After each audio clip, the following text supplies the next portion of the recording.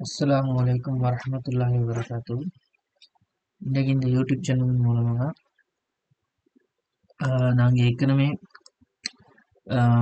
Great 10 பின்னங்கள் பாடங்களில் 2 video பார்த்தேன், series 1 and series 2. அதில் நான் பின்னங்கள் பற்றின பேசிக்கான விஷயம், கன்செப்டுகளும், வசன கேள்விக்கான அடித்தளமும், அதே மாதிரி பொட் மஸ்தா கேள்வி எப்படி செய்கிற, பின்னங்களோட வகைகள் என்னன்றதுல தெளிவாக முன்னுக்கு 2 வீடியோலையும் காட்சிக்கு அந்த வீடியோ பார்க்காதார்கள் அந்த வீடியோ பார்த்து இந்த வீடியோ பார்க்குவாங்க. அப்போ தான் தெளிவான இது ஒன்று விளங்கும். அதே நேரம் இதே மாதிரி போடுற வீடியோக்களை தொடர்ந்து எடுத்துக்கொள்றதுக்கு இந்த சேனலை சப்ஸ்கிரைப் பண்ணி வச்சுக்கோம். இதில் இப்போ நாங்கள் இந்த வீடியோவில் பின்னங்களில் வர வசனக்கலக்கைகளை எப்படி தெளிவாக செய்கிறேன்னு பார்த்துக்கொள்வோம்.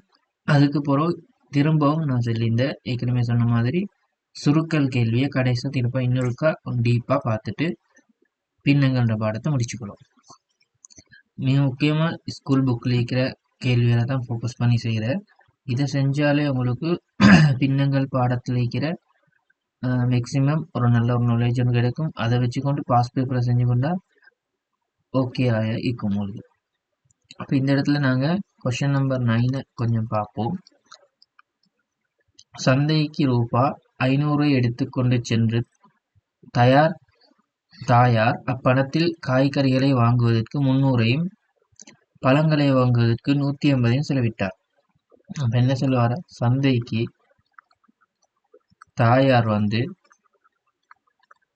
மொத்தமா 500 ரூபாய் எடுத்துக்கொண்டு போய் தீக்கி அந்த 500 ரூபாயில 300 ரூபாய் பழங்கள் வாங்கறதுக்கும், அதே மாதிரி 150 ரூபாய் இது பழங்களுக்கு இல்லை, காய்கறிக்கு 300 ரூபாயும் பழங்கள் வாங்குறதுக்கு 150 ரூபாயும் செலவட்டிக்கின்னு சொல்லி சரியா. அப்ப இங்க ரோமிலக்க 3வது கேள்வி என்ன கேட்டீங்கன்னா, காய்கறிகளை வாங்குவதற்கு பணத்தில் என்ன பின்னம் செலவிடப்பட்டது. மொத்தமா இருந்தது 500 ரூபாய், அதுல காய்கறி வாங்குறதுக்கு 300 ரூபாய். ஆகவே 3/5 பங்கு காய்கறி வாங்க செலவிடப்பட்டிருக்கு. இது ஆகும் லேசான கேள்வி.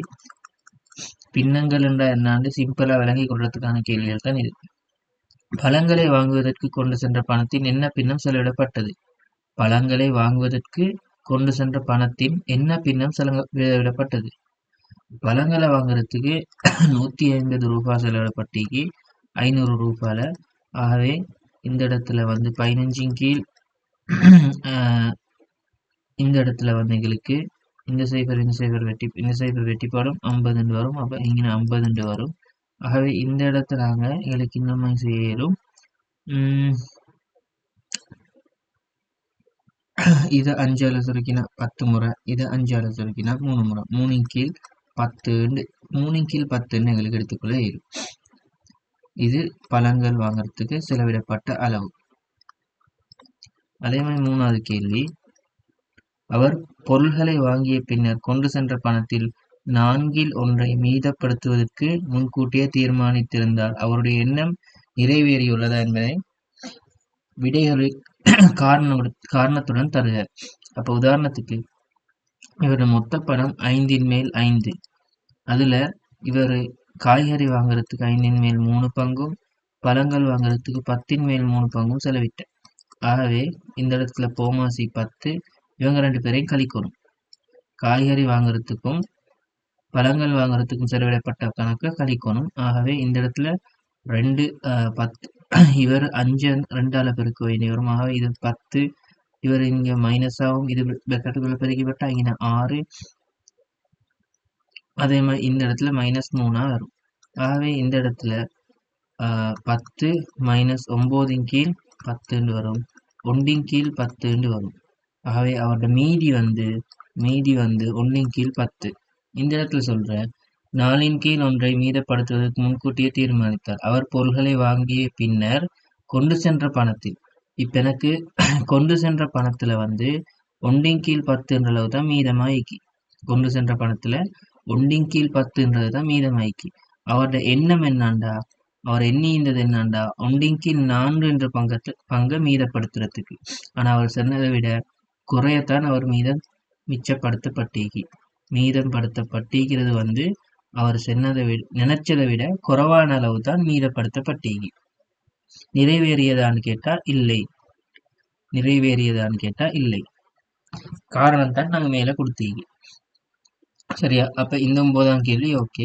இதுல மிச்சம் கஷ்டம் ஒன்றும் இல்லை. ஈஸியாவே இந்த கேள்வி முடிஞ்ச. அதே மாதிரி இந்த கேள்விய பின்னங்களை மட்டும் வச்சு செய்யறதுக்கு, பின்னங்கள்னா என்ன, அதை அடிப்படை கேள்வி ஒன்று தான் இது. அப்ப 10ஆவது கேள்வியை பார்ப்போம்.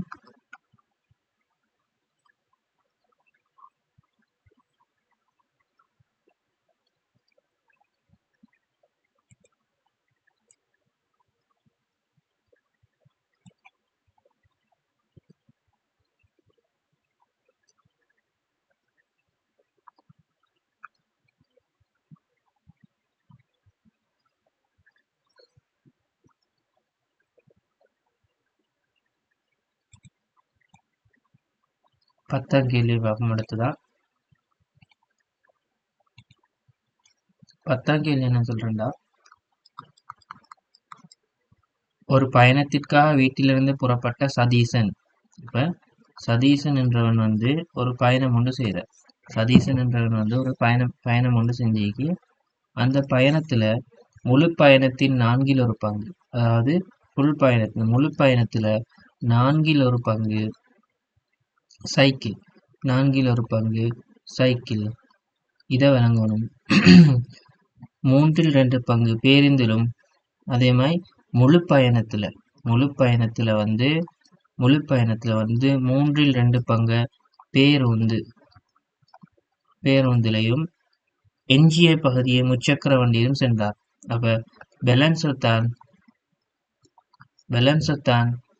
3 வீலர் சென்றிருக்கி, முச்சக்கர வண்டியில சென்றிருக்கி, கர வண்டி. இதுதான் இது கேள்விக்கான பேசிக். இந்த கேள்விக்கான நாங்க கேள்வியிலேருந்து எடுத்துக்கொண்ட டீட்டெயில்ஸ் தான் இது. இதை வச்சு கொண்டு தான் கேள்வியை செஞ்சு கொண்டு போகணும். பார்ப்போம். இப்போ இந்த இடத்துல எனக்கு இது மாதிரி தான் கேள்வி எக்ஸாமுக்கும் வரும். 2 மெத்தட்ல செய்யலும். ஒன்று நார்மலாக நாங்கள் செஞ்சு கொண்டு போகிற, இன்னொன்று அதை நாங்கள் வந்து படம் போட்டு இத்தனை பங்குன்னு ஒரு படம் போட்டு செய்கிறது இன்னொரு மெத்தட். அப்போ நாங்கள் ஃபஸ்ட்டுக்கு படம் போட்டு செய்வோம். படம் போட்டு செய்கிறத விட மற்றவங்கத்தான் ப்ரிஃபர் பண்ணக்கூடிய மிச்சம் செய்கிறதுக்கு நல்ல மெத்தட் என்னை பொறுத்தவரையில மற்ற மெத்தட். ஆனால் இந்த இடத்துல நாங்கள் 2 மெத்தட்டையும் பார்ப்போம். படம் போட்டு எப்படி செய்கிறேன்டா, மொத்தமாக வந்து இவங்க வந்து எவ்வளோ தூரம் உண்டா, இப்போ இந்த தூரத்தை நாங்கள் பங்குகளாக பிரிக்க வேண்டியக்கு எனக்கு இந்த தூரத்தை 12ன்னு எடுத்தா ஈஸி. தூரத்தை நான் 12 பங்குகள் எடுத்தா ஈஸி. ஏண்டா 4க்கும் 3க்கும் போமாசி 12. அப்போ 12 பங்குகள்னு நான் பிரித்து கொண்டா எனக்கு கணக்கு செய்கிறது லேசி. 4 பங்குன்னு பிரிக்கிற 4 பங்கு எங்களுக்கு டவுட் ஒன்று வரும், 4 பங்குன்னு பிரிக்கிறா இல்லாட்டி 3 பங்குன்னு பிரிக்கிறான். ஆனால் இது 2யும் விட 2க்கும் போமாசி 12 பங்கு. 12 பங்குன்னு பிரிக்கிறது லேசி. இப்போ இங்கே 1 2 3 4 5 6 1 2 3 4 5 6 இங்கால இப்படி பிரிச்சா 12 பங்கு, எல்லாம் சமனானவை. இந்த மொத்த பயணத்தை தான் நான் இப்படி பிரிச்சிக்கு தூரத்தின் அளவை. உதாரணத்துக்கு இந்த 4ன் மேல் 1ன்றது வந்து 12ஓட ஒப்பிட போக்களே, 4ன் மேல் 1ன்றது 12ஓட ஒப்பிட போக்களே 12ன் மேல் 3 வரும். அதே நேரம் இவரை நாங்கள் ஒப்பிட போக்களே 12ஓட சமவெளிப்பை நாம மாற்றிக்கொள்ளலுமே. 12ஓட ஒப்பிட போக்களே 4ஆல் பெருக்க வேண்டி வரும், 8 வரும். ஆகவே 3 பங்கு நாங்கள் பேருந்துக்கு கொடுக்க வேண்டி வரும். 3 பங்கு, இந்த 3 பங்கையும் பேருந்தை நான் பஸ்ன்னு சொல்றேன், பேருந்து கொடுக்க வேண்டி வரும். சாரி, பேருந்துக்கு இல்லை, சைக்கிளுக்கு கொடுக்க வேண்டி வரும். அதே நேரம் 8 பங்கை நாங்கள் பேருந்துக்கு கொடுக்க வேண்டி வரும். 8 பங்கு, இந்த 3, இந்த இடத்துல 3, எக்ஸ்ட்ராவா இன்னும் 2 பங்கு கலர் பண்ண வேண்டி வரும். இவர் நாங்கள் பேருந்துக்கு கொடுக்க வேண்டி வரும். பேருந்துக்கு கொடுக்க வேண்டி வரும். ஏன்னா இவர் 4ல் 1, இவர் 3ல் 2. அப்போ 12ஓட பிறப்போக்களை 12ல் 8 வரும். இவர் 12ஓட பிறப்போக்களை 12ல் 3 வரும். இந்த விஷயத்தை ஃபஸ்ட்டு விளங்கி கொள்ளலாம். அப்போ இவர் 12ல் 8 பங்கு, இவர் சைக்கிள் என்றவர் வந்து 12ல் 3 பங்கு. இப்படித்தான் நாங்கள் நிறம் தீட்டி வச்சுக்கொள்றோம். நிறம் தீட்டி வச்சதுக்கு பிறகு எஞ்சியது என்னான்னு எங்களுக்கு விளங்கணுமீங்க. எஞ்சியது என்னான்னு எங்களுக்கு விளங்கணுமீங்க. எங்களுக்கு எஞ்சியதுன்றது வந்தீங்கன்னா எங்களுக்கு இந்த தான் முச்சக்கர வண்டி. முச்சக்கர வண்டி இவர் தான் எஞ்சிய ஆள்.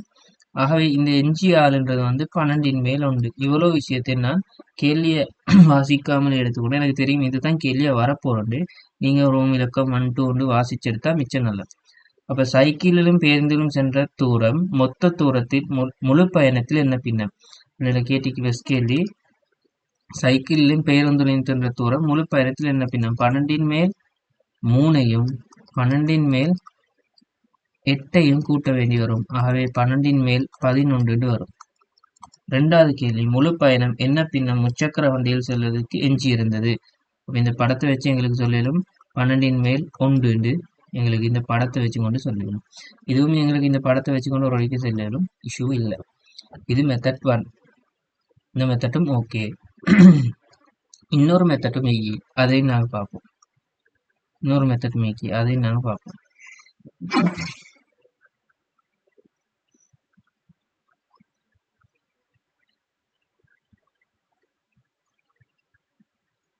இப்படி சேர்ந்து பார்ப்போம். உதாரணத்துக்கு 4ன் மேல் 3 பங்கு மொத்தத்துல தான் 4ன் மேல் 3 பங்கு சைக்கிள். அதே மாதிரி மொத்தத்துல தான் 3ன் மேல் 2 பங்கு பேருந்து. அப்ப மொத்தத்தின்றதுனால இந்த 2 பின்னத்தையும் எங்களுக்கு கூட்டேலும். பின்னங்கள் கதைக்கிற மொத்தத்தின்ற ஒரு இதை வச்சு கொண்டு தான் பின்னங்கள் கதைக்கிற. எஞ்சியதுன்றதை இங்கினத்துல கொண்டு வரல. அதனால இது ரெண்டையும் எங்களுக்கு கூட்டேலும். மொத்தத்துல 4ன் மேல் உண்டு, அதே மாதிரி மொத்தத்துல 3ன் மேல் உண்டு. இதான் மொத்த பயணத்தின் அளவுன்னு எடுத்துக்கொண்டா, இந்த வட்டத்தை நான் சும்மா சொல்றேன். மொத்த பயணத்தின் அளவுன்னு எடுத்துக்கொண்டா, மொத்த பயணத்தின் அளவு இல்லாட்டி உங்களுக்கு இன்னும் விளங்கும்டா, மொத்த பயணத்தின் அளவு ஒரு 1000 கிலோமீட்டர்னு எடுத்துக்கொண்டா, 1000 கிலோமீட்டர்னு எடுத்துக்கொண்டா, இந்த மொத்தத்துல தான் 4ன் மேல் உண்டு, இந்த மொத்தத்துல தான் 3ன் மேல் 1 பங்கு சைக்கிள், 3ல் 1 பங்கு பேருந்து, 3ன் மேல் 2 பங்கு பேருந்திலும் 4ன் மேல் 1 பங்கு சைக்கிளிலும் போனது கதைக்கிற இந்த கதையில. அப்ப இதை வச்சுக்கொண்டு எங்களுக்கு இது 2 பின்னங்களையும் கூட்டேலும். ஒரே ஆளை வச்சுக்கொண்டு தான் பின்னம் கலைக்கப்பட்டீங்க. ஆனால் இது ரெண்டையும் எங்களுக்கு டிரெக்டா கூட்டேலும். கூட்டினா 3ன் மேல் 2, 4ன் மேல் 1 கூட்டினா 12. இந்த இடத்துல 3 முறை, இந்த இடத்துல 8 முறை, அதுவும் 11ன் கீழ் 12 வரும். 2வது கேள்விக்கு எப்படி செய்யறேன்டா, முழு பயணத்தில் என்ன பின்ன முச்சக்கர வண்டியில் செல்வதற்காக எஞ்சியிருந்தது. முழு பயணத்தை நாங்கள் ஒன்று எடுத்து இது ரெண்டுலையும் கூட்டி போனது வந்து 12ன் கீழ் 11ன் கீழ் 12. ஆகவே இந்த 1000ங்களுக்கு எப்படி செல்லலாம்? 1000ன் மேல் 1000. உதாரணத்துக்கு 1000க்கு மேல் 1000, இதை ஒன்று செல்லலாம். முழு பயணத்தில 1000 தான், 1000ன் மேல் 1000, அதை ஒன்று செல்லலாம். அதே விஷயம் தான் நீங்க உண்டு. அதுலேருந்து 11ன் கீழ் 12 கழிக்கிறேன். அவன் இந்த இடத்துல 12ன் மேல் 12ன் கீழ் 12 வரும். 11ன் கீழ் 12, ஆகவே 1ன் கீழ் 12. இந்த இதுதான் 2வது ஆன்சர். இப்போ நாங்கள் அதுலேயும் இதுலேயும் 2 மெத்தட்லேயும் ஒரே ஆன்சர் தான் வர. 2 மெத்தட்லேயும் செய்ய இயலும். 2 மெத்தட்லேயும் செஞ்சு பரவாயில்ல நல்ல. ஒரு மெத்தட்டை மட்டும் தெரிஞ்சு வச்சுக்கொள்றது அவ்வளோ நல்லம் இல்லை. அப்படி ஒரு மெத்தட்டை தெரியறா 2வது மெத்தட் குட். ஒரு மெத்தட் மட்டுமே பழகி வச்சு கொண்டிருக்கிறா 2வது மெத்தட் குட். ஆனால் 2 மெத்தட்டையும் தெரிஞ்சு வச்சுக்கொள்றது நல்ல. இந்த படத்துல குறிக்கிறத மட்டும் அதை மட்டும் வச்சுக்கொண்டு கேள்வி செய்ய போகலே சில நேரம் கொஞ்சம் குழப்பம் ஆகிடும். ஏன்னா மேத்தமெட்டிக்கலா ஒரு நாலேஜ் இருக்கிறவருக்கு வந்து அது மட்டும் அந்த படங்களை மட்டும் போட்டு செய்யறது அவ்வளோ நல்லதில்லை. அதனால மெத்தட் 2 நான் ப்ரிஃபர் பண்ணுறக்கூடிய. மெத்தட் 1 தெரிஞ்சிருந்தா ஓகே, இல்லாட்டி இஷ்யூ இல்லை. ஆனால் கட்டாயம் மெத்தட் 2 தெரிஞ்சிக்கணும். ஓகே, இப்போ அடுத்த கேள்விக்கு போவோம்.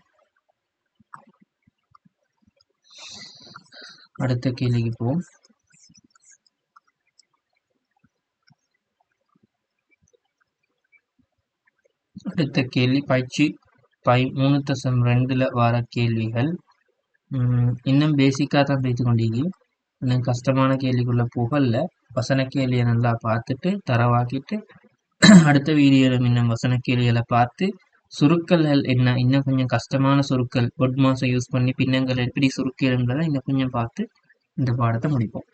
ஆகவே இந்த இடத்துல 2வது கேள்வி என்னன்னா, திரு கணேசன் கடந்த மாதத்திற்கான சம்பளம் ரூபா 24,000 பெற்றார். அப்ப கணேசன் என்றவர் வந்து 24,000 சம்பளம் பெற்றிருக்கு. 24,000 சம்பளத்தை பெற்றிருக்கு. அவர் அப்பணத்தில் 8/3 பங்கை பயணச் செலவுக்கு பயன்படுத்தினார். பயணச் செலவுக்காக பயன்படுத்தப்பட்ட பணத்தை காண்க. இதாக கஷ்டம் இல்லை. 24,000த்துல வந்து அவர் 8/3 பங்கை பயணச் செலவுக்கு பயன்படுத்தப்பட்டிருக்கு. அப்ப இங்கே 8 வரும், 300 வரும், சாரி 3000 வரும், 3000 வரும். ஆகவே 9,000 ரூபாண்டு வரும், 9,000 ரூபாண்டு வரும். இது எவ்வளோ கஷ்டம் இல்லை. ஏற்கனவே இந்த இடத்துல பார்த்ததை தான் இங்கே வசனத்தை தந்திக்கு, அது ஒரு இஷ்யூவும் இல்லை.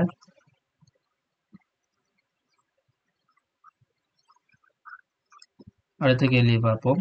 ஒரு வீட்டில் நீர் வைக்கப்பட்டிருந்த தொட்டியில் நீர் நிரம்பியிருந்த ஒரு நாள் தொட்டியின் 4/3 பங்கு நீர் பயன்படுத்தப்பட்டது. அதாவது ஒரு வீட்டில் நீர் தேக்கி வைக்கப்பட்டிருந்த நீர் தொட்டியில் நீர் நிரம்பியிருந்த ஒரு நாள். நீர் தொட்டி ஒன்றிக்கு அந்த நீர் தொட்டி வந்து நிரம்பி இருந்த நாள்ல நீங்க எந்த மெத்தட்ல செஞ்சாலும் ஓகே. இப்போ சொல்லுவாரு என்னன்னா மெத்தட் 1, அதாவது படங்களை போட்டு செஞ்சாலும் ஓகே, படம் போடாம பின்னங்கள் தான் என்னன்னு தெளிவான ஐடியா வச்சுக்கொண்டு செஞ்சாலும் ஓகே, 2 மாதிரி செஞ்சாலும் ஓகே. அவன் தார கேள்விய நீங்க படங்களா போட்டு உங்களுக்கு ஏத்த மாதிரி விளங்கி கொள்றது மிச்சம் நல்ல. பின்னங்கள்ல படங்களா போட்டு நீங்க கேள்விய விளங்கி கொள்றது மிச்சம் நல்ல. இது மாதிரி முழு தாங்கி உண்டு. அந்த தாங்கி இந்த நிரம்பி தாங்கியில முழுவதுமாக ஒரு நாள் தண்ணி நிரப்பப்பட்டிருக்கி. அதுல வந்து 4/3 பங்கு நீர் பயன்படுத்தப்பட்டான். இதுல 4/3 பங்கு நீர் பயன்படுத்தப்பட்டான். அப்போது நீர் தொட்டியில் 200 லிட்டர் எஞ்சியிருந்தான். அதுக்கு பிறகு பயன்படுத்தப்பட்ட பிறகு இல்ல எஞ்சி இந்த நீர் வந்து 200 லிட்டரா. இன்னும் கஷ்டமான கேள்விக்கு போகல, ஈஸி கொஸ்டின்ஸ் தான் செஞ்சு கொண்டிருக்கி. அப்ப எஞ்சியிருந்த நீரின் கனவரம் முழு தொட்டியின் என்ன பின்னமாகும்? இதுதான் கேள்வி. இதை நான் ஃபர்ஸ்ட்டுக்கு மெத்தட் 1ல செஞ்சு காட்டுறேன். அதாவது முழு தொட்டியின் அளவு 4ஆ பிரிப்போம். முழு தொட்டியின் அளவை இங்கே 2 பின்னம் கதைச்சில்ல, ஒரு பின்னத்தை தான் கைக்கிறோம். அதனால எனக்கு லேசாக 4/3 கைக்கணும். இந்த 4/3ன்றது வந்து விளங்கி கொள்ளணும். மொத்த தொட்டியில 4/3 பங்குன்னு தான் தந்திக்கு. அப்ப இந்த மொத்த தொட்டியை வந்து நாங்கள் 4ஆ பிரிச்சா 1, 2, 3, 4ஆ பிரிச்சா அதுல 3 பங்கை வந்து நாங்க பயன்படுத்தப்பட்டன்னு சொல்லிக்கி, 3 பங்கைத்தான் நீருக்கு பயன்படுத்தப்பட்டன்னு சொல்லிக்கி. பயன்படுத்தப்பட்டது. அதுக்கப்புறம் இந்த ஒரு பங்கு 200 லிட்டர் அதுதான் எஞ்சியது. ஆகவே இந்த இடம் 4/3 பங்கு பயன்படுத்தப்பட்ட, இந்த எஞ்சியதுன்றது வந்து 4/1 பங்கு, அதுதான் 200 லிட்டர். சரியா? அப்ப இதென்ன எஞ்சியிருந்த நீரின் கனவளவு முழு தொட்டியின் என்ன பின்னமாகும்னு கேட்டா ஃபர்ஸ்ட் கேள்விக்கான விட இது. 2வது கேள்விக்கான விட தொட்டியின் கனவளவை காண்க. அப்ப என்ன செய்யணும்? ஒரு பங்கு தான் எங்களுக்கு விளங்கணும். 4/1 தான் 200 லிட்டர்ண்டா, அதாவது ஒரு பங்கைத்தான் அவர் 200 லிட்டர்னு சொல்ல வர, 4 பங்கு தான் மொத்த தொட்டியின் அளவு. அப்ப 200 4ஆல பெருக்கினா 800 லிட்டர் வரும். இது மெத்தட் 1. நான் மெத்தட் 2லையும் போறேன். மெத்தட் 2லையும் போவோம். ஒருக்கா எல்லா கேள்வியும் ஃபர்ஸ்ட்டுக்கு தொடங்க போகல 2 மெத்தட்டையும் தெளிவாக விளங்கப்படுத்துவோம். அதுக்கப்புறம் முன்னுக்கு போக ஏதாவது ஒரு மெத்தட்ல செஞ்சுக்கொண்டு போவோம். ஆகவே இந்த இடத்துல என்ன சொல்ல வரேன்டா, மொத்த நீர் அளவு வந்து இந்த இடத்த எங்களுக்கு 1ன்னு எடுக்கணும். அதாவது எத்தனை லிட்டர் எங்களுக்கு தெரியா, 1ன்னு எடுக்கணும். அதை 1/1 எடுக்கணும். அப்படி இல்லாட்டி இதை 4/4 எடுக்கவும் மேலும். அப்ப ஃபர்ஸ்ட் கேள்வி வந்து எஞ்சிய நீரின் அளவு மொத்த தொட்டியில என்ன பின்னம்ன்றத நான் கேள்வி. மொத்தத்தை நாங்கள் 1 எடுத்து 4/1 3 கழிச்சா 4/4, அதுல 4/3 கழிச்சா 1/4 வரும். ஆகவே 2வது கேள்வி ரெண்டாம் கேள்வி, இந்த நாலின் மேல் 3 பங்கு தான் நாலின் மேல் நாலின் மேல் ஒரு பங்கு 3 பங்கு பயன்படுத்தப்பட்ட நாலின் மேல் ஒரு பங்கு தான் 200 லிட்டர்னு தந்திக்கு மொத்த நீரின் கனவளவு மொத்த தாங்கியில் இருக்கிற நீரின் கனவளவு என்னான்னு கேட்கிற. அப்ப அதுக்கு நாங்க என்ன செய்யணும்டா, ஒன்றின் கீழ் 4 தான் 200 லிட்டர் எங்களுக்கு விளங்குது. அப்ப 200 லிட்டர்ன்றது வந்து உண்டால பிரிச்சு 4 பேருக்கும், ஆகவே 800 லிட்டர் வரும். அதே ஆன்சர்ஸ் தான். இதுவும் ஓகே, இதுவும் ஓகே. நாங்க 4 5 சேம் குயிக்கா.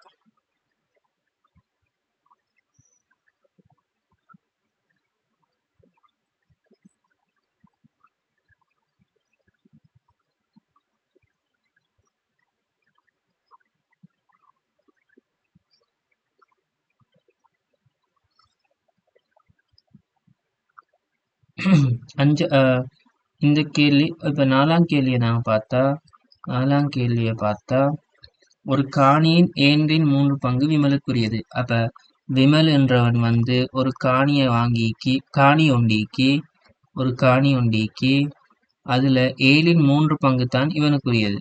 அதாவது என்ன சொல்ல வரண்டா, 3 பங்கு தான் விமலுக்குரியது. சரியா? அடுத்தது, அவர் அக்காணியின் தமக்குரியதாக அமையாத, அதாவது இதுதான் உரியதாக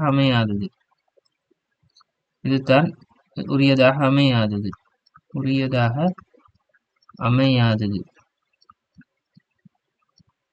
அதுலேருந்து என்ன சொல்றேன்னா 4ல் ஒரு பங்கு, அதாவது இவருக்கு இங்க என்ன சொல்ல வரண்டா, 3 பங்கு ஏற்கனவே விமல் கொள்வனவு செஞ்சிக்கு ஆல்ரெடி கொள்வனவு செஞ்சிக்கிறது தான் 3 பங்கு. அப்ப அந்த எஞ்சியதில் தான் இங்க சொல்ல வர, அவர் கொள்வனவு செய்யாத எஞ்சியதில் மொத்த காணியில் இல்ல எஞ்சியதுல, மொத்த காணியின் கணக்கு இல்ல, இந்த எஞ்சியதுல இந்த எஞ்சிய காணியிட அளவுல 4ன் மேல் ஒரு பங்கு புதுசா கொள்வனவு செஞ்சான். எஞ்சியதுல 4ன் மேல் ஒரு பங்கை வந்து அவரு கொள்வனவு செஞ்சிக்கு, எஞ்சியதுல 4ன் மேல் ஒரு பங்கு வந்து அவரு திரும்ப கொள்வனவு செஞ்சிக்கு. இப்படிதான் கேள்வி போற. தொடக்க காணியுடன் இணைத்து கொண்டார். இதை 4ஆ பிரிச்சு 1 2 4, அதாவது 20 4ஆ பிரிச்சு ஒரு பங்கை அவரு தொடக்க காணியில இணைச்சு கொண்டாராம். இதுதான் கேள்வி. இதுதான் இவங்களோட கேள்விக்கான அடித்தளம். இப்ப இதை வச்சு கொண்டு நாங்க எந்த மெத்தட்ல வேணாலும் செய்யலும். விமலன் கொள்வனவு செய்த காணியின் பாதி முழு காணியின் என்ன பின்னமாகும்? விமலன் கொள்வனவு செய்த காணியின் பகுதி முழு காணியில் என்ன பின்னமாகும்? இதுதான் கேள்வி. ஓகே, அவர் கொள்வனவு செய்த காணி முழு காணியில என்ன பின்னம்னு கேட்கிறேன். அப்ப எனக்கு விளங்கணும், இந்த இடத்துல நான் காணியை 7ஆ பிரிக்கிறேன். காணியை ஃபர்ஸ்ட் மெத்தட்ல செஞ்சு காட்டுறேன். இந்த இடத்துல நான் காணியை மொத்தமா இந்த காணியை 7ஆ பிரிக்கிறேன். 1 2 3 4 5 6 இங்கால 7. ஆகவே 1 2 3 4 5 6 7 பங்கு ஈக்கும். இந்த 7 பங்குல ஆல்ரெடி அவருக்கு 3 பங்கு ஈக்குது. சரியா? அப்ப மிச்சமாயிக்கிறது 7ல 3 பங்கு ஆல்ரெடி அவருக்கு ஈக்குது. இந்த 7ல 4 பங்கு தான் அவருக்கு உரியதாக அமையாதது. அப்ப இதுல என்னைக்கு 1 2 3 4, இதுல 4ல ஒரு பங்கு அவர் எடுத்துக்கொண்டார். அப்ப அது இந்த பங்கை வந்து அவரு எடுத்துக்கொண்டான்னு சொல்லுவாரு. சரியா? அப்ப இவரை வந்து நாங்க இந்த பேலன்ஸோட பார்க்க போக்கல 4ல் 1, மொத்தத்தோட பார்க்க போக்கல அவர் வந்து இந்தது 7ன் மேல் 4 பங்கு, அதுல 1 பங்கை தான் எடுத்துக்கொண்ட. இந்த இடம் வந்து வரும் 7ன் மேல் 1 வரும். மொத்தத்தோட பார்க்க போக்கல அவர் வந்து 7ன் மேல் 1. இந்த 4ஓட பேலன்ஸோட ஒப்பிட போக்கல தான் 4ன் மேல் 1. இந்த மொத்த காணியோட ஒப்பிட போக்கல 7ன் மேல் 1 வரும். ஆகவே விமலன் கொள்வனவு செய்த காணியின் பாதி முழு காணியின் என்ன பின்னமாகும்? விமலன் கொள்வனவு செய்த காணி, ஆகவே அது 7ன் மேல் 1 வரும். இரண்டாவது கேள்வி, முழு காணியில் அரைவாசியிலும் கூடிய பகுதி விமலனுக்குரியதென காட்டுக. முழு காணியிலும் அரைவாசியிலும் கூடிய பகுதி விமலனுக்குரிய காட்டுக. 7ன் 3 பங்கு ஆல்ரெடி அவர் டீக்கி 7ன் ஒரு பங்கு பர்ச்சேஸ் பண்ண புதுசா, 7 கீழ் 7 மேல் 4 என்று வரும். இதுல அரைவாசி, அதாவது 7 மேல் 7 என்ற அரைவாசின்றது வந்து 3.5 கீழ் 7. ஆகவே 7 கீழ் 7 மேல் 4 என்றது கட்டாயம் 3.5 கீழ் 7 என்றதை விட பெருசு. ஆகவே அரைவாசியிலும் கூடியது, அரைவாசியிலும் கூடியதுன்னு வரும். அடுத்த கேள்வி, விலைக்கு வாங்கிய பின் எஞ்சிய பகுதியின் பரப்பளவு. விலைக்கு வாங்கிய பின் எஞ்சிய பகுதியின் பரப்பளவு 24 சென்டிமீட்டர் சதுர மீட்டர் ஆயின் விமலனுக்கு சொந்தமான முழுக்கானின் பரப்பளவு எத்தனை சதுர மீட்டர்? விலைக்கு வாங்கிய பின் எஞ்சியதுன்றது வந்து விலைக்கு வாங்கியதுக்கு பிறகும் எஞ்சியதுன்றது வந்து எங்களுக்கு தெரியும். இந்த ரெட்டால நாங்கள் மார்க் பண்றால் ரெட் இல்லாம இன்னொரு கலர் எடுத்தோம்னா எல்லோ எடுத்தோம்னா இந்த எல்லோவால மார்க் பண்றால் இந்த எல்லோவால மார்க் பண்ற ஆள் தான் விமலுக்கு கடைசியில வாங்கினதுக்கு பிறகு எஞ்சியது இல்லாதது. அப்ப அது என்ன பங்குண்டா எங்களுக்கு விளங்கணும். மூணாவது கேள்வி எங்களுக்கு விளங்கணும். மூணாவது கேள்வி நான் கொஞ்சம் இதை மேலே ஆக்குறேன். மூணாவது கேள்வி எங்களுக்கு விளங்கணும். விமலனுக்கு உரியது அல்லாதது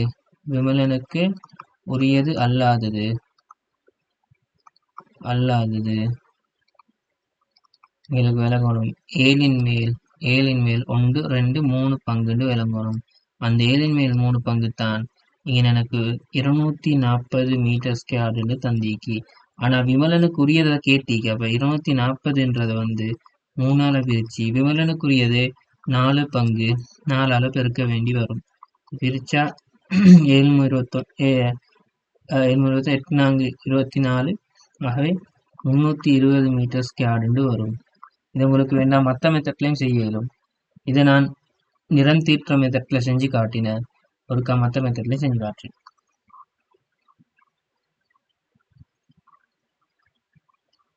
இதுகளை விட்டுட்டு மற்ற மெத்தட்ல செஞ்சா, இந்த படம் போடாம செஞ்சா இப்படி செய்யறது பார்ப்போம்.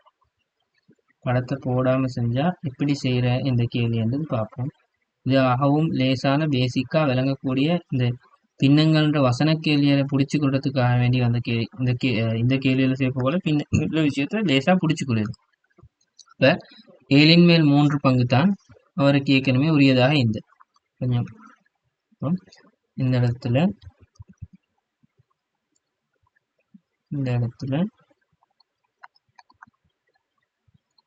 இப்படிதான் இருந்துச்சு. உரியதாக அமையாதது வந்து இந்த துண்டு 7 மேல் 3 பங்கு ஏற்கனவே உரியதாக அமைஞ்ச இதுல 4ல் ஒரு பங்கைத்தான் அவர் எடுத்துக்கொண்டார். இப்படித்தான் இந்த கேள்வி திருப்பி கேள்வியை விளங்கப்படுத்தணும்னு அவசியம் இல்லை. அதே கேள்விதான் மெத்தட் 2ல செய்வோம். மெத்தட் 2ல எப்படி செய்யறா, ஏற்கனவே 7 மேல் 3 பங்கு அவருக்கு உரியதாக இந்த அதற்கு பிறகு எஞ்சிய காணியின் அளவை பார்க்கணும். 7 மேல் 3 பங்குக்கு பிறகு எஞ்சிய காணியின் அளவு 1 கீழ் 1ஓட 7 மேல் 3 கழிக்கணும். ஆகவே உமசி எடுத்தா 7 இங்கே 7 3 ஆகவே 4 கீழ் 7 வரும். அப்ப இந்த 4 கீழ் 7ல இருந்து தான் 4 மேல் ஒரு பங்கு, அதாவது இது மொத்தம் வந்து 7 மேல் 7. அதே நேரம் நாங்க இந்த அவனுக்கு உரியதாக அமையாதது எடுத்தா இந்த பங்கு வந்து 7 மேல் 4. ஆகவே அந்த 7 மேல் 4ல இருந்து தான் 4 மேல் ஒரு பங்கு அவன் கொள்ளணும் செஞ்சிக்க. அப்ப இதுவும் வெட்டிப்படும். 7 மேல் ஒரு பங்கு தான் அவன் புதிதாக கொள்ளணும் செஞ்சது.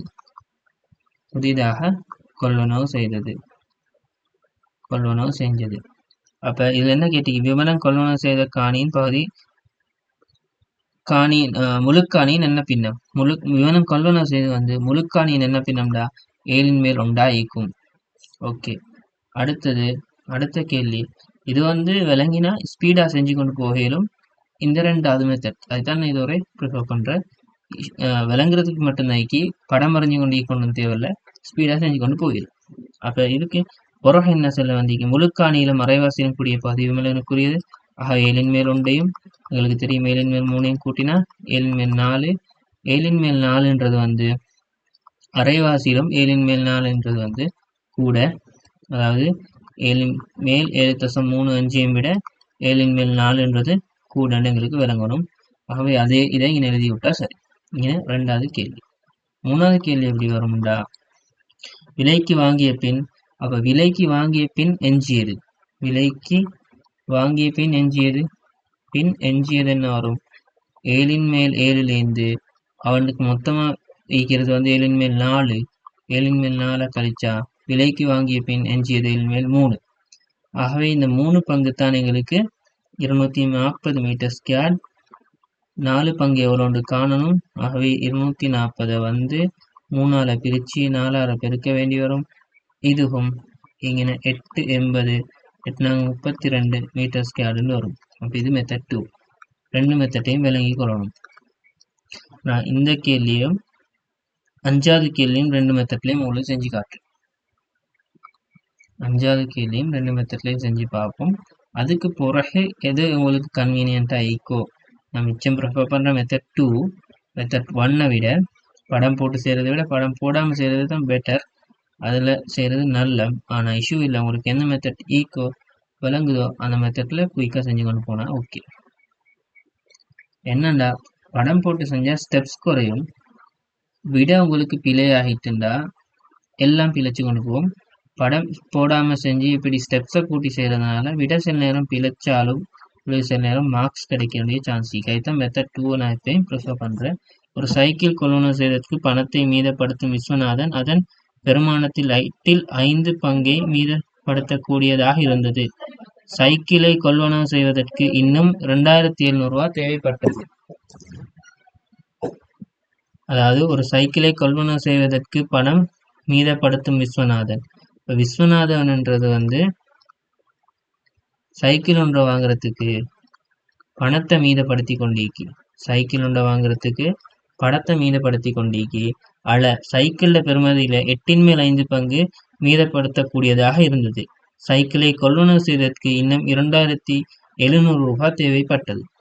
அதாவது சைக்கிளோட பெறுமதி எக்ஸ்ன்னு வச்சா அதுல 8ன் மேல் 5 பங்கு அவர் சேர்த்தாச்சு. அதில் பேலன்ஸ் வந்து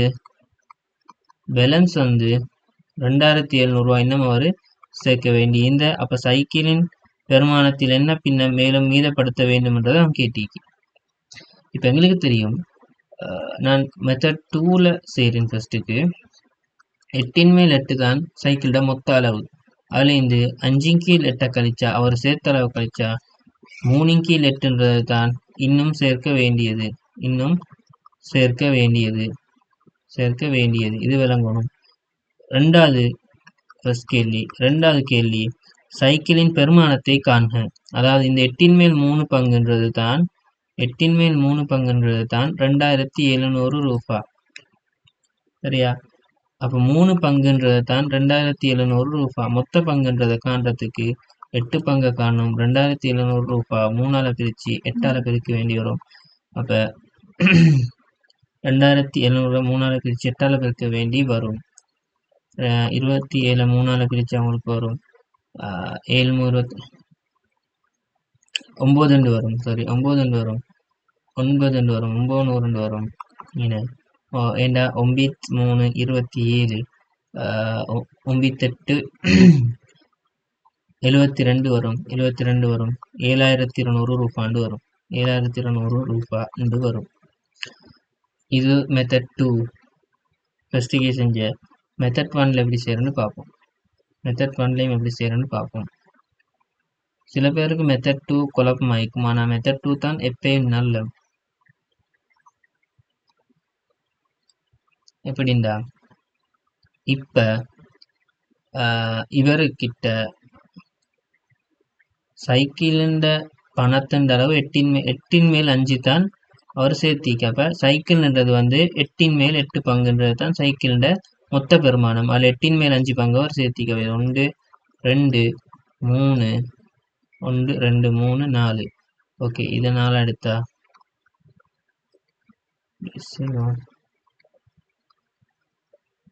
1 2 3 4. அதை இதே 2ஆ பிரிச்சா 8 பங்கு. அதில் 5 பங்கு அதில் 5 பங்கு என்ன பணத்துக்காக ஏற்கனவே சேர்த்தது. 1 2 3 4 5 பங்கு ஏற்கனவே சேர்த்த. ஆகவே இந்த 8ன் மேல் 5ன்றது ஏற்கனவே சேர்த்த. 8ன் மேல் 3 பங்குன்றது தான் அவர் ஏற்கனவே சேர்க்காதது. இதைத்தான் அவர் 2700 ரூபாண்டு தந்திக்கு. இதை வச்சுக்கொண்டு எங்களுக்கு விளங்கணும் 3 பங்குக்கு 2700 ஆண்டா 8 பங்குக்கு எவ்வளோண்டு. ஆகவே 2700 3ஆல பிரிச்சு 8ஆல பெருக்கினா திருப்பியும் அதே அவசரம் 900 இன 2700 3ஆல பிரிச்சு 8ஆல பெருக்கினா இங்கே ஒரு முறை இங்கே 900 வரும். ஆகவே இங்கே 720 ரூபாண்டு வரும். ரெண்டு மெத்தட் 1 2 ரெண்டையும் நாங்கள் நல்லா விளங்கிக்கொள்ளணும். சில பேருக்கு மெத்தட் 1 பிடிச்சிக்கொள்ள கஷ்டமாயிக்கும். அதாவது மெத்தட் 2 1 நல்லா விளங்கும். மெத்தட் 2 பிடிச்சிக்கொள்றதுக்கு கொஞ்சம் கஷ்டப்படுறேன். அதை நான் இன்னும் கொஞ்சம் டீப்பாக இதை கொஞ்சம் விளங்கப்படுத்துறேன். மெத்தட் 2 விளங்கப்படுத்துறதுக்கு வேண்டி இப்போ சைக்கிளில் பெருமானம் வந்தீங்கன்னா எனக்கு தெரியாது. ஆனால் அதில் 8 மேல் 5 பங்கு தான் அவர் சேமிச்சு வச்சிக்கி. அப்போ மொத்தத்தில் சைக்கிளோட விலை தான் இங்கே மொத்த பின்னம். அந்த மொத்த பின்னத்தில் 8 மேல் 5 பங்கு தான் அவர் சேமிச்சு வச்சிக்கி. அப்போ எனக்கு விளங்கணும் சைக்கிளோட மொத்த விலை 8 மேல் 8 பங்குன்னு விளங்கணும். ஆகவே அவர் எஞ்சியது கேட்டா, அதாவது அவர் சேர்க்க வேண்டிய பணம், அதாவது எஞ்சிய பணம்ன்றது இங்கே மீதமாக சேர்க்க வேண்டிய பணம் எவ்வளவு, அதாவது எஞ்சிய பணம்ன்றதுக்கு தான் அவர் அப்படி சொல்லுவார். அப்ப 8 மேல் 8 நாங்க 5 கீழ் 8ஓட கழிச்சு 3 கீழ் 8 வரும். இதுதான் மீதமாக சேர்க்க வேண்டிய பணம். ஆகவே 2வது கேள்வி எங்களுக்கு விளங்கணும். 3ன்றது 2400 ரூபாய், 8ன்றது எவ்வளோன்னு பார்த்தா எங்களுக்கு வரும் 7200 ரூபாய் இது வரும். இது ஓகே. செகண்ட் மெத்தடுக்கு தான் கூட விருப்பமாக தான் அதை இன்னொருக்கா விளங்கப்படுத்தினேன். நாங்கள் இப்போ இந்த பயிற்சியிலேக்கு அவ்வளோ கேள்வியும் நான் நம்புகிறேன் செஞ்சிட்டோம். இன்னும் 2 6 7 8 3 கேள்விக்கு இன்னும் 3 கேள்வி ஈக்குது. இந்த 3 கேள்வியை நான் 2 மெத்தட்லேயும் உங்களுக்கு செய்யலும். நான் மெத்தட் 2 ப்ரிஃபர் பண்ணுறதுனால மெத்தட் 2ல் கொஞ்சம் செஞ்சு பார்ப்போம். நீங்கள் மெத்தட் 1ல் செஞ்சு அதை விட ஆன்சர் வருதான்னு பாருங்கள். மெத்தட் 2வையும் நல்லா விளங்கிக்கொள்ள பாருங்கள். கொஸ்டின் நம்பர் 6 சரியா? முகமது தனது காணியில் அரை பங்கு தனது மனைவிக்கும். அப்போ முகமதுன்றவன்ட்ட ஒரு காணி உண்டு. அதில் அரைவாசிய மனைவி 3இல் ஒரு பங்கை தனது ஒரு மகனுக்கும் பிரித்து கொடுத்தார். அதாவது முகமது தனது காணியின் அரை பங்கை தனது மனைவிக்கும் 3இன் ஒரு பங்கை தனது ஒரே மகனுக்கும் பிரித்து கொடுத்தார். அப்படிங்கிற எஞ்சியது என்ற கதையை அவன் கொண்டு வரல. முழு காணியிலையுமே முழு காணி உண்டியிருந்த அந்த முழு காணியில அரைவாசிய மனைவி க்கும், அதே போல 3இல் 1 பங்கை தனது மகனுக்கும். இதே காணியிலிருந்து 3இல் ஒரு பங்கு. இந்த காணியை 3ஆ பிரிச்சா வருமே ஒரு பங்கு. இப்படி 3ஆ பிரிச்சோம்டா வரும் ஒரு பங்கு. அந்த ஒரு பங்கை இன்னும் விளங்கணும்டா. இதை எப்படி சொல்லணும் இருக்கு. இந்த ஒரேஞ்ச் கலரார நாங்கள் காணியை 3ஆ பிரிப்போம். இப்படி 3ஆ பிரிச்சு வார ஒரு பங்கைத்தான் அவரு தனது மகனுக்கு கொடுத்தீக்கி. ஓகே, இப்படிதான் எஞ்சிய பகுதி 10 ஏரை தர்ம நிலையத்திற்கு நன்கொடையா அளித்தார். அப்ப எஞ்சியது இதுக்கு பிறகு எஞ்சியதைத்தான் 10 ஏக்கரை நன்கொடையா அழிச்சிக்கு. என்ன விஷயம்டா, இந்த கேள்வியை நாங்கள் மெத்தட் 2ல தானே செய்ய போறோம். எப்படி செய்யணும்டா, இது ரெண்டும் மொத்த பின்னத்துல காய்ச்சிக்கு. மொத்தத்துல அரைவாசி, மொத்தத்துல 3இல் 1 பங்கு மகனுக்கு, மொத்தத்தில் அரைவாசி மனைவிக்கு. அப்ப முழு காணியில் என்ன பின்னம் நன்கொடையாக அளிக்கப்பட்டது. அப்ப மகனுக்கும் மனைவிக்கும் என்ன கொடுத்தன்னு நாங்க பார்க்கலும். இது ரெண்டும் எங்களுக்கு கூட்டிலும். ஏண்டா இது ரெண்டும் மொத்தத்துல கதைக்கிறோம். எஞ்சியதுன்ற வசனம் இங்கே வரல. மொத்தத்துல அரைவாசி மனைவிக்கு, மொத்தத்துல 3இல் 1 பங்கு மகனுக்கு. அப்ப அரைவாசி சாரி 3/1 ஃபர்ஸ்ட்டுக்கு போடுவோம், அப்புறம் மனைவிக்கு அரைவாசி. அவங்க 6 வரும். இந்த இடத்துல கோமஸ் எடுத்தா 6, இந்த இடத்துல இவர் 2, இந்த இடத்துல 5. ஆகவே 5 கீழ் 6 வரும். ஆகவே இவங்க 2 பேரும் கொடுத்ததுக்கு பிறகு எஞ்சியதுன்றது வந்து மொத்த காணி 6 மேல் 6 அப்படிங்கிறது 1 எடுக்கலும். அதுலேருந்து 5 கீழ் 6 கழிக்கணும். ஆகவே 6 கீழ் 6லேருந்து 5 கீழ் 6 கழிச்சா நாங்க 5 கீழ் 6ன்றதை கழிச்சா 1 கீழ் 6 வரும். இதுதான் எஞ்சிய காணி. இதை கொஞ்சம் படிப்போம். அப்ப அந்த எஞ்சிய காணி எவ்வளோண்டா 6 மேல் 1 எவ்வளோண்டா 10 ஏக்கரண்டிக்கு 10 ஏக்கரண்டிக்கு. அப்ப மொத்த காணியோட அளவு வந்து மொத்த காணி வந்து 10 நாங்க 6ஆல பெருக்கினா 60 ஏக்கர் வரும். முழுக்காணியின் அளவு எத்தனை ஏக்கர்? முழுக்காணி இதுவும் ஓகே. நன்கொடையாக அளிக்கப்பட்டது எவ்வளோ, முழுக்காணியின் அளவு ஏக்கர் எவ்வளோன்னு கேட்டு அதுவும் ஓகே. அப்ப 3வது கேள்வி, தர்ம நிலையத்திற்கு வழங்கிய பகுதி போதாதாக என்றனால் அவ்வளவை இருமடங்காக்குவதற்கு தனது பகுதியிலிருந்து ஒரு பகுதியை வழங்குவதற்கு அவரின் மனைவி விரும்பினார். அவ்வாறு வழங்க பின்னர் மனைவிக்கும் மகனுக்கும் காணி சம அளவுகள் கிடைக்கும் என காட்டுக. இதுல என்ன கேள்விண்டா, இப்ப தர்ம நிலையத்திற்கு 6 மேல் ஒரு பங்கு தான் கொடுக்கப்பட்ட. தர்ம நிலையத்திற்கு 6 மேல் ஒரு பங்கு கொடுக்கப்பட்ட. அது போதான்னு சொல்லி மனைவியிடமிருந்த பகுதியை, அதாவது அது போதான்னு சொல்லி என்ன செஞ்சிருக்கின்றா, தர்ம நிலையத்திற்கு வழங்கிய பகுதி போதாதாகினால் அவ்வளவை இருமடங்காக்குவதற்கு, அதாவது இந்த அளவையே 2 மடங்கு ஆக்க வேண்டி ஈக்காம். இந்த அளவையே 2 மடங்கு ஆக்க வேண்டி ஈக்காம். அப்ப 6 மேல் 1 கொடுத்தது, இப்ப கொடுக்கணும் 6 மேல் 2 கொடுக்க வேண்டி ஈக்கி. 6 மேல் 2 கொடுக்க வேண்டி ஈக்கி. சரியா? இந்த இடத்துல நான் எழுதுறேன், மனைவி கிட்ட ஏற்கனவே ஈந்தது வந்து 6 மேல் உங்களுக்கு 6ஓட 6 வச்சு சொல்லிடும். இந்த அரைவாசி பங்கு இந்த மனைவி கிட்ட இந்த அரைவாசி பங்கு. அப்ப 6 மேல் 3 வரும். அது அப்ப அதுல இப்ப 6 மேல் 2 ஆக்குறதுக்கு, அதாவது தர்ம நிலையத்தை 2 மடங்கு ஆக்குறதுக்கு, அதே மாதிரி 6 மேல் ஒரு பங்கு தர்ம நிலையத்துக்கு மனைவிட்ட இருந்து கொடுக்கப்பட்டிருக்கும். ஆகவே 6 மேல் ஒரு பங்கு கழிக்கணும். அவை 6 மேல் 2 வரும். இப்ப தற்போது மனைவி கிட்ட ஈக்கிறது. தற்போது புதிதாக மனைவியிடம் இருப்பது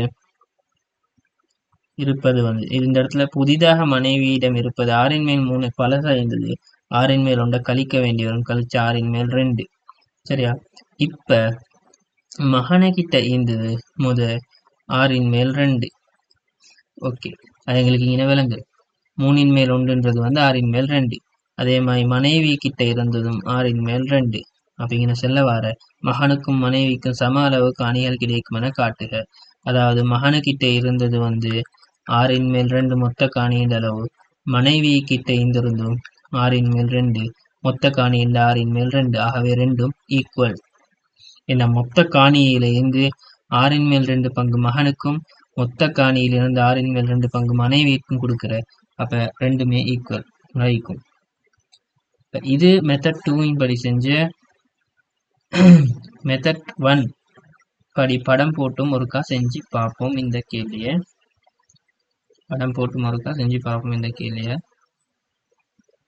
எப்படி வருதுண்டு. சில நேரம் படம் போட்டு செய்யறதுக்கு சில ஆட்களுக்கு லேசா இருக்கும். ஆனா ஏதாவது ஒரு இடத்துல பிழைச்சா அவங்களுக்கு ஸ்டெப்ஸுக்கு மார்க்ஸ் இல்லாம பேத்துரும் எக்ஸாம் பேப்பர்ல.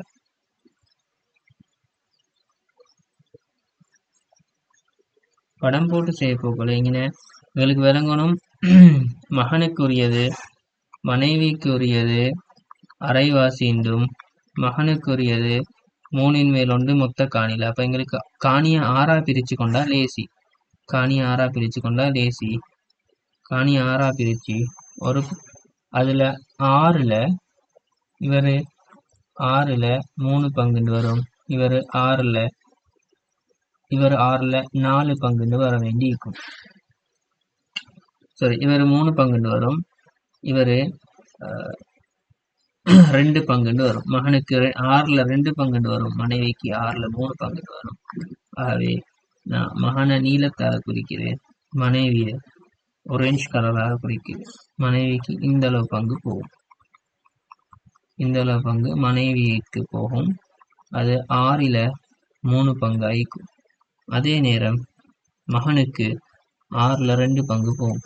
இது மகனுக்கு 6ல் 2 பங்கு போக வேண்டியிருக்கும். சரி, இந்த இடத்துல முழுக்காணியின் என்ன பின்னம் நன்கொடை அளிக்கப்பட்டது. இந்த இடத்துல எஞ்சியது தான் என்று தெரியும் எங்களுக்கு. நன்கொடை எஞ்சியதுன்னு தெரியும். ஆகவே டெஸ்ட்டுக்கு எங்களுக்கு 6ன் மேல் 1 போடலாம். ரெண்டாவது, முழுக்காணியின் அளவு எத்தனை ஏக்கர் ஆகும்? அப்ப இவரு தான் 10 ஏக்கர்ண்டா மொத்த காணி 6 × 10 60 ஏக்கர் வரும். மூணாவது கேள்வி. இப்ப மூணாவது கேள்வி, தர்ம நிலையத்திலேருந்து நாங்க உதாரணத்துக்கு மஞ்சளால குறிச்சா இதை இன்னும் எக்ஸ்ட்ராவா மனைவிட்டு இந்த ஒரு பங்கெடுத்தீக்கி.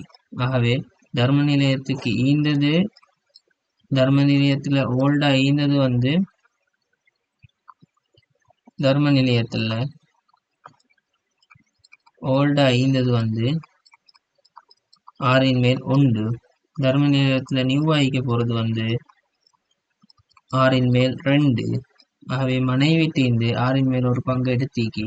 அப்ப மனைவியிட புதிதா ஐக்கிறது வந்து 6ன் மேல் இப்படி எடுப்போம். இது இங்க பணி எழுதுறேன். 6ன் மேல் 3லிருந்து 6ன் மேல் கொண்ட கழிச்சா 6ன் மேல் 2. அதை விட மகனுக்கு டீக்கிறது 6ன் மேல் 2, மனைவி கிட்டிக்கிறது 6ன் மேல் 2. மொத்த காணியில 6ன் மேல் 2 அளவு மனைவி கிட்டிக்கு, மொத்த காணியில 6ன் மேல் 2 அளவு மகனுக்கு டீமிக்கு. அப்ப 2 பேர்ட்டையும் மீக்கிறது ஈக்குவல். இந்த 6ஆம் கேள்வி முக்கியம். தொடர்ந்து அடுத்த வீடியோல 7, 8 இது 2 மெத்தட்ல பார்த்துட்டு பிறகு வார கேள்விகளை இன்னும் இதுல கேள்விகள் ஈக்கி இந்த கேள்வி பயிற்சி 3.3 இருக்கிற கேள்விகளையும் பார்த்து அதுக்கு பிறகு பின்னங்கள்ல சுருக்கல்ல வர இன்னும் கேள்விகளை கொஞ்சம் பார்த்து நாங்க இந்த பாடத்தை முடிப்போம்.